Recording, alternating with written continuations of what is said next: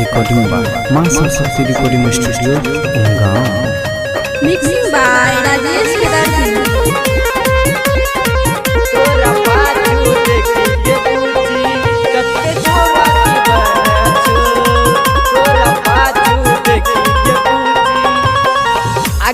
Tight तोहर पीछा से ढीला ऊपर पोजीशन लागो बिल्कुल नोकीला बज बज रे खसा आगा से टाइट तोहर पीछा से ढीला ऊपर पोजीशन लागो बिल्कुल नोकीला ये देखी आई के मौसम सुहाना छे तोरा पाछू देखी के बूझी कते छौरा दीवाना छो तोरा पाछू देखी के बूझी कते छौरा दीवाना छो तोरा पाछू देखी के बूझी अच्छा तुझो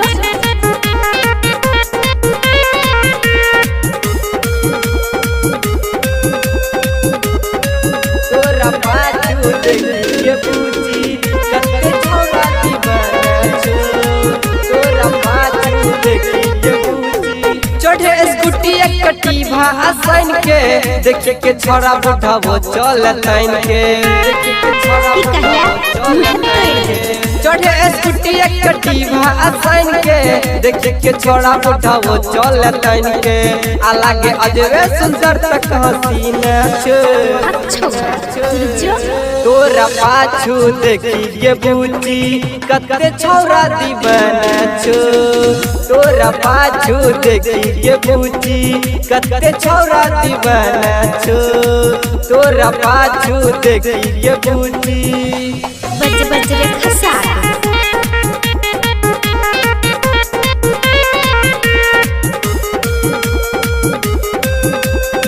तोरा पाछू देखी के बूझी कते छौरा दीवाना छो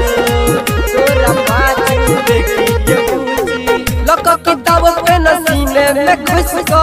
मारे मुस्कान देखी ओढ़नी के होई को मारे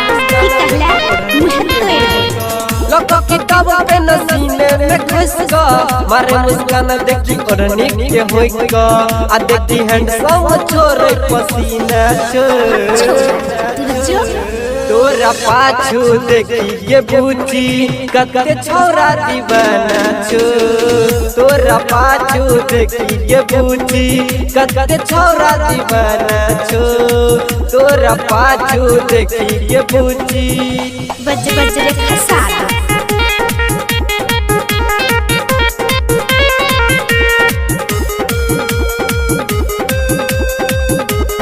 तोरा पाछू देखी के बूझी कते छौरा दीवाना छो तोरा पाछू देखी के कहू दिते न चले न कर की देखे के छोरा सब मारै छो कनकी देखे के कहू दिते न चले न कर की देखे के छोरा सब मारै छो कनकी आ सिंगर पवन के लागल निशाना छो तुझो तोरा पाछू देखी के बूझी कते छौरा दीवाना छो तोरा पाछू देखी के बूझी कते छौरा दीवाना छो तोरा पाछू देखी के बुझिया बज बज रे खसा Recording by मां सरस्वती रिकॉर्डिंग स्टूडियो उमगांव।